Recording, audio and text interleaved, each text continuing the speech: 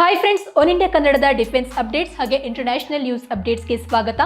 ನಾನು ಶ್ರೀರಕ್ಷ ರಘುರಾಮ್.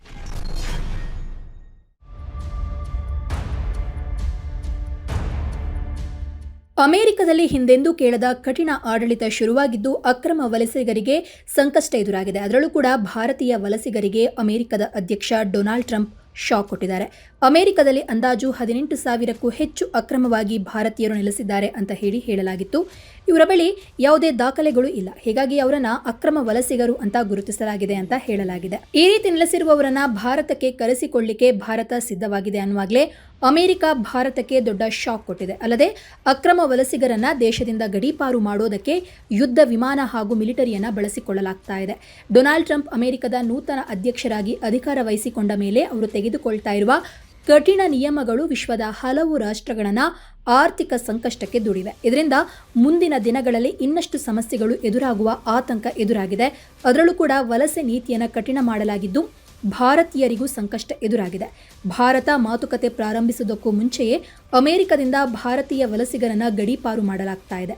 ಭಾರತೀಯರನ್ನ ಕರೆಸಿಕೊಳ್ಳೋದಕ್ಕೆ ನಾವು ಸಿದ್ಧರಿದ್ದೇವೆ ಅಂತ ಹೇಳಿ ಭಾರತದ ವಿದೇಶಾಂಗ ಇಲಾಖೆ ಇತ್ತೀಚೆಗೆ ಹೇಳಿತ್ತು. ಆದರೆ ಭಾರತದ ಪ್ರಸ್ತಾವನೆಗೆ ಅಮೆರಿಕ ಸಮಯವನ್ನೇ ಕೊಟ್ಟಿಲ್ಲ. ಅಮೆರಿಕ ಭಾರತೀಯ ವಲಸಿಗರನ್ನ ತನ್ನ ದೇಶಕ್ಕೆ ಕಳುಹಿಸಲಿಕ್ಕೆ ಶುರು ಮಾಡಿಕೊಂಡಿದೆ ಅಂತ ಹೇಳಿ ಸುದ್ದಿ ಸಂಸ್ಥೆ ರಾಯ್ಟರ್ಸ್ ವರದಿ ಮಾಡಿದೆ. ಅಲ್ಲದೆ ಅಕ್ರಮ ವಲಸಿಗರನ್ನ ಅವರ ದೇಶಗಳಿಗೆ ಕಳುಹಿಸಲಿಕ್ಕೆ ಅಮೆರಿಕದ ಮಿಲಿಟರಿ ಹಾಗೂ ವಾಹನಗಳನ್ನು ಬಳಸಲಾಗ್ತಾ ಇದೆ ಅಂತ ಹೇಳಲಾಗಿದೆ. ಇನ್ನು ಈಗಾಗಲೇ ಯುಎಸ್ ಹಾಗೂ ಮೆಕ್ಸಿಕೋ ಗಡಿಗೆ ಹೆಚ್ಚುವರಿ ಮಿಲಿಟರಿ ಪಡೆಗಳನ್ನು ಕಳುಹಿಸಲಾಗಿದೆ. ಅಲ್ಲದೆ ಅಮೆರಿಕದಲ್ಲಿರುವ ವಲಸಿಗರನ್ನ ಗಡೀಪಾರು ಮಾಡಲಿಕ್ಕೆ ಮಿಲಿಟರಿ ವಿಮಾನಗಳನ್ನು ಬಳಸಲಾಗ್ತಾ ಇದೆ. ವಸತಿ ವ್ಯವಸ್ಥೆಗೆ ಮಿಲಿಟರಿ ನೆಲೆಗಳನ್ನು ಬಳಸಲಿಕ್ಕೆ ಅಮೆರಿಕ ಮುಂದಾಗಿದೆ. ಭಾರತಕ್ಕೆ ಅಕ್ರಮ ವಲಸಿಗರು, ಹೌದು, ಅಮೆರಿಕದಲ್ಲಿರುವ ಭಾರತೀಯ ವಲಸಿಗರನ್ನ ಭಾರತಕ್ಕೆ ಕಳುಹಿಸಲಾಗ್ತಾ ಇದೆ. C-17 ವಿಮಾನದ ಮೂಲಕ ಭಾರತಕ್ಕೆ ವಲಸಿಗರನ್ನ ಕಳುಹಿಸಲಾಗ್ತಾ ಇದೆ. ಆದರೆ ಕನಿಷ್ಠ 24 ಗಂಟೆ ಕಳೆದರೂ ಕೂಡ ವಿಮಾನಗಳು ಹಿಂತಿರುಗಿಲ್ಲ ಅಂತ ಹೇಳಲಾಗಿದ್ದು ಈ ವಲಸಿಗರನ್ನ ಬೇರೆ ಎಲ್ಲಾದರೂ ಬಿಡಲಾಗಿದ್ಯಾ ಎನ್ನುವ ಅನುಮಾನವೂ ಶುರುವಾಗಿದೆ. ಇನ್ನು ಅಮೆರಿಕ ಇದೇ ಮೊದಲ ಬಾರಿಗೆ ದೊಡ್ಡ ಮಟ್ಟದ ಗಡೀಪಾರು ಯೋಜನೆಯನ್ನು ಹಾಕೊಂಡಿದೆ. ಪ್ರಾರಂಭದ ಹಂತದಲ್ಲಿ ಅಂದಾಜು 5,000 ವಲಸಿಗರನ್ನ ಗಡೀಪಾರು ಮಾಡುವ ಪ್ರಕ್ರಿಯೆ ಶುರುವಾಗಿದ್ದು ಇದಕ್ಕಾಗಿ ಅಮೆರಿಕದ ಮಿಲಿಟರಿಯ ಪೆಂಟಗನ್ ವಿಮಾನವನ್ನು ಬಳಸಲಾಗ್ತಾ ಇದೆ ಅಂತ ಹೇಳಲಾಗಿದೆ. ಈಗಾಗಲೇ ವಿವಿಧ ದೇಶಗಳಿಗೆ ವಲಸಿಗರನ್ನ ಕಳಿಸೋದನ್ನು ಶುರು ಮಾಡಲಾಗಿದೆ. ಭಾರತೀಯ ವಲಸಿಗರನ್ನ ಕಳುಹಿಸುವಂತಹ ಪ್ರಕ್ರಿಯೆ ಶುರುವಾಗಿದೆ ಅಂತ ಹೇಳಲಾಗ್ತಾ ಇದೆ. ಆದರೂ ಕೂಡ 24 ಗಂಟೆಗಳಾದರೂ ವಿಮಾನಗಳು ಹಿಂತಿರುಗದೆ ಇರೋದು ಅನುಮಾನಕ್ಕೂ ಕಾರಣವಾಗಿದೆ. ಭಾರತ ಈ ಸಂಬಂಧ ಇಲ್ಲಿಯವರೆಗೆ ಪ್ರತಿಕ್ರಿಯೆಯನ್ನು ಕೊಟ್ಟಿಲ್ಲ.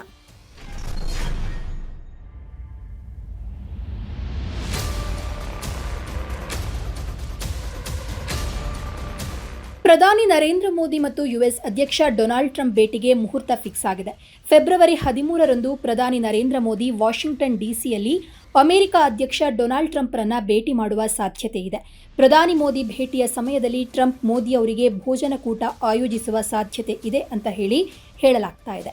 ಇನ್ನು ಪ್ರಧಾನಿ ನರೇಂದ್ರ ಮೋದಿ ಫ್ರಾನ್ಸ್ಗೆ ಭೇಟಿ ನೀಡಲಿದ್ದು ಅದು ಮುಗಿದ ಬಳಿಕ ಫೆಬ್ರವರಿ 12ರ ಸಂಜೆ ವಾಷಿಂಗ್ಟನ್ ಡಿಸಿಗೆ ತೆರಳುವ ನಿರೀಕ್ಷೆ ಇದ್ದು ಫೆಬ್ರವರಿ 14ರವರೆಗೆ ಅಮೆರಿಕದ ರಾಜಧಾನಿ ವಾಷಿಂಗ್ಟನ್ನಲ್ಲಿ ವಾಸ್ತವ್ಯವನ್ನು ಹೂಡಲಿದ್ದು ಹಲವು ಕಾರ್ಯಕ್ರಮಗಳಲ್ಲಿ ಭಾಗವಹಿಸುವ ಸಾಧ್ಯತೆ ಇದೆ ಅಂತ ವರದಿ ತಿಳಿಸಿದೆ.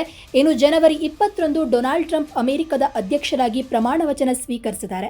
ಅಧಿಕಾರ ಸ್ವೀಕರಿಸಿದ ಬಳಿಕ ಮೋದಿ ಮತ್ತು ಟ್ರಂಪ್ ಫೋನ್ನಲ್ಲಿ ಮಾತನಾಡಿದ್ದಾರೆ. ಫೆಬ್ರವರಿಯಲ್ಲಿ ನರೇಂದ್ರ ಮೋದಿ ಯುಎಸ್ಗೆ ಆಗಮಿಸುವ ಸಾಧ್ಯತೆ ಇದೆ ಅಂತ ಟ್ರಂಪ್ ಹೇಳಿದರು. ಇನ್ನು ಇಬ್ಬರು ನಾಯಕರ ಭೇಟಿಯು ಹಲವು ಕಾರಣದಿಂದ ಸಾಕಷ್ಟು ಕುತೂಹಲವನ್ನು ಕೆರಳಿಸಿದೆ. ಅದರಲ್ಲೂ ಕೂಡ ಟ್ರಂಪ್ ವಲಸಿಗರ ವಿಚಾರದಲ್ಲಿ ಕಠಿಣವಾಗಿದ್ದು ಈ ಬಗ್ಗೆ ನರೇಂದ್ರ ಮೋದಿ ಅವರ ಜೊತೆಗೆ ಚರ್ಚೆ ನಡೆಸುತ್ತಾರೆ ಎನ್ನುವ ಕುತೂಹಲವಿದೆ.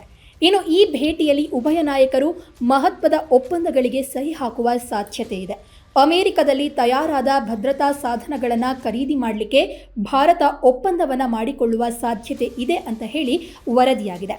ಕೆನಡಾ, ಮೆಕ್ಸಿಕೋ ಮತ್ತು ಚೀನಾದ ಮೇಲೆ ಟ್ರಂಪ್ ವಿಧಿಸಿದ ಸುಂಕಗಳ ನಂತರ ಈ ವ್ಯಾಪಾರ ಒಪ್ಪಂದ ಇನ್ನಷ್ಟು ಮಹತ್ವವನ್ನು ಪಡೆದುಕೊಂಡಿದೆ.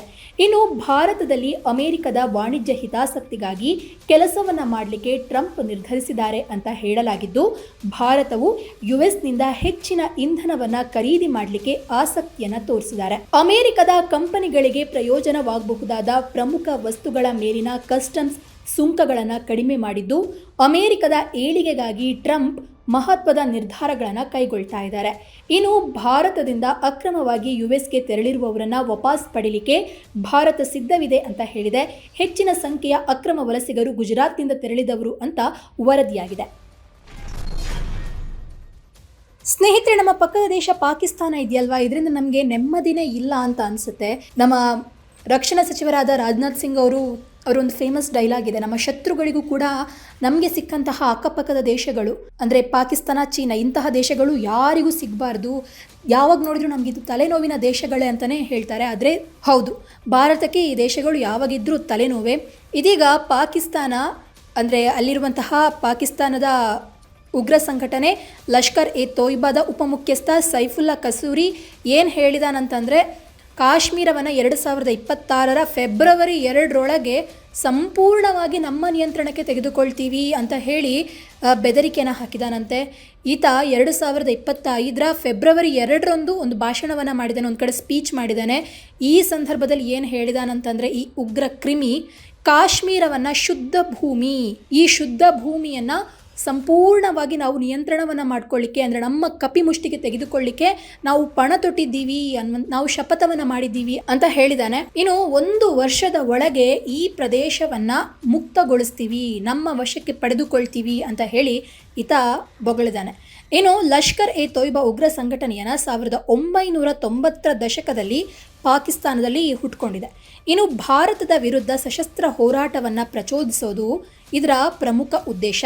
2001 ಸಂಸತ್ತಲ್ಲಿ ದಾಳಿ ಆಯ್ತಲ್ವಾ, ಹಾಗೆ 2008 ಮುಂಬೈ ದಾಳಿಯಲ್ಲೂ ಕೂಡ ಈ ಸಂಘಟನೆ ತನ್ನ ಪಾತ್ರವನ್ನು ತೋರಿಸಿದೆ. ಇನ್ನು ಭಾರತ ಸರ್ಕಾರ ಇದು ಭಾಗವಹಿಸಿದೆ, ಇದೇ ಮೂಲ ಕಾರಣ ಅನ್ನುವಂಥದ್ದನ್ನು ಖಚಿತಪಡಿಸಿದೆ. ಇನ್ನು ಪ್ರಸ್ತುತ ಜಮ್ಮು ಕಾಶ್ಮೀರದಲ್ಲಿ ಭಾರತೀಯ ಸೇನೆಯೊಂದಿಗೆ ಇದರ ಘರ್ಷಣೆ, ಈ ಒಂದು ಗ್ರೂಪಿನ ಘರ್ಷಣೆ ನಿರಂತರವಾಗಿ ನಡೀತಾ ಇದೆ. ಇನ್ನು ಭಾರತದ ರಕ್ಷಣಾ ಮಂಡಳಿ ಮತ್ತು ಕೇಂದ್ರ ಸರ್ಕಾರ ಈ ಬೆದರಿಕೆಯನ್ನು ತುಂಬ ಗಂಭೀರವಾಗಿ ಪರಿಗಣಿಸಿದೆ. ಕಾಶ್ಮೀರ ಭಾರತದ ಅವಿಭಾಜ್ಯ ಅಂಗ, ಯಾವುದೇ ಉಗ್ರರ ಬೆದರಿಕೆಗಳನ್ನು ನಮ್ಮ ಸಾರ್ವಭೌಮತ್ವಕ್ಕೆ ತೊಂದರೆ ಮಾಡಲಿಕ್ಕೆ ನಾವು ಬಿಡೋದಿಲ್ಲ. ಅಂದರೆ ಕಾಶ್ಮೀರ ನಮ್ಮದೇ ಭಾಗ, ನಾವು ಅದನ್ನು ಉಗ್ರರಿಗೆ ಬಿಟ್ಕೊಡಲ್ಲ ಅನ್ನುವಂಥ ಅರ್ಥದಲ್ಲಿ ಮಾತಾಡಿದ್ದಾರೆ. ಇನ್ನು ಲಷ್ಕರ್ ಎ ತೊಯ್ಬಾ ಈ ರೀತಿ ಹೇಳಿಕೆ ಕೊಡೋದ್ರ ಮುಖ್ಯ ಉದ್ದೇಶ ಏನು ಅಂತ ಅಂದರೆ, ಕಾಶ್ಮೀರದಲ್ಲಿ ಮತ್ತೆ ಹಿಂಸೆ, ಕೋಮು ಗಲಭೆ ಆಗಲಿಕ್ಕೆ ಅದು ಪ್ರಚೋದಿಸ್ತಾ ಇದೆ. ಇನ್ನು ಪಾಕಿಸ್ತಾನದ ನೆರವಿನಿಂದ ಉಗ್ರರು ತಮ್ಮ ಒಂದು ಕೆಟ್ಟ ಕೆಲಸಗಳನ್ನು ಹೆಚ್ಚಿಸಲಿಕ್ಕೆ ಕಾಯ್ತಾ ಇದ್ದಾರೆ. ಆದರೆ ಭಾರತೀಯ ಸೇನೆ ಇದೆಯಲ್ವಾ, ಅದು ಈ ಥರ ಕೆಲಸಗಳಿಗೆ ಯಾವತ್ತೂ ಕೂಡ ಬಿಟ್ಕೊಡಲ್ಲ ಮತ್ತು ಸ್ಥಳೀಯರು ಕೂಡ ಇವರಿಗೆ ಸಹಕಾರವನ್ನು ಕೊಡಲ್ಲ. ಇವರ ಎಲ್ಲ ಕೆಲಸಗಳು ಕೂಡ, ಇವರ ಎಲ್ಲ ಯೋಜನೆಗಳು ಕೂಡ ಸರಿಯಾಗಿ ಕಾರ್ಯರೂಪಕ್ಕೆ ಬರೋದಿಲ್ಲ ಅನ್ನೋ ಅರ್ಥದಲ್ಲಿ ಮಾತಾಡಿದ್ದಾರೆ. ಒಟ್ಟಿನಲ್ಲಿ ಕಾಶ್ಮೀರದ ಸ್ಥಿತಿ ತುಂಬ ಗಂಭೀರವಾಗ್ತಾನೆ ಹೋಗ್ತಾ ಇದೆ. ಆದಷ್ಟು ಬೇಗ ಇದಕ್ಕೆ ಸರಿಯಾದ ಒಂದು ಏನು ಹೇಳ್ತಾರೆ ಪರಿಹಾರವನ್ನು ಕಂಡುಕೊಳ್ಬೇಕು. ಯಾಕಂತ ಹೇಳಿದ್ರೆ ಈ ರೀತಿ ಉಗ್ರರು ಹೇಳಿಕೆಗಳನ್ನು ಕೊಡ್ತಾ ಇದ್ರೆ ಇನ್ಯಾವ ಸಮಸ್ಯೆಯಲ್ಲಿ ಆಗುತ್ತೋ ಅನ್ನುವಂತಹ ಭಯ ಕಾಡೋದು ಸಹಜ. ಸ್ನೇಹಿತರೆ, ಇದಾಗಿತ್ತು ಇವತ್ತಿನ ನಮ್ಮ ಡಿಫೆನ್ಸ್ ಅಪ್ಡೇಟ್ಸ್ ಹಾಗೆ ಇಂಟರ್ನ್ಯಾಷನಲ್ ನ್ಯೂಸ್ ಅಪ್ಡೇಟ್ಸ್. ಇದರ ಬಗ್ಗೆ ನಿಮ್ಮ ಅಭಿಪ್ರಾಯ ಏನು ಅನ್ನೋದನ್ನ ಕಮೆಂಟ್ ಮೂಲಕ ತಿಳಿಸಿ. ಹೀಗೆ ಮತ್ತೆ ಭೇಟಿ ಆಗ್ತಾ ಇರೋಣ. ಧನ್ಯವಾದ.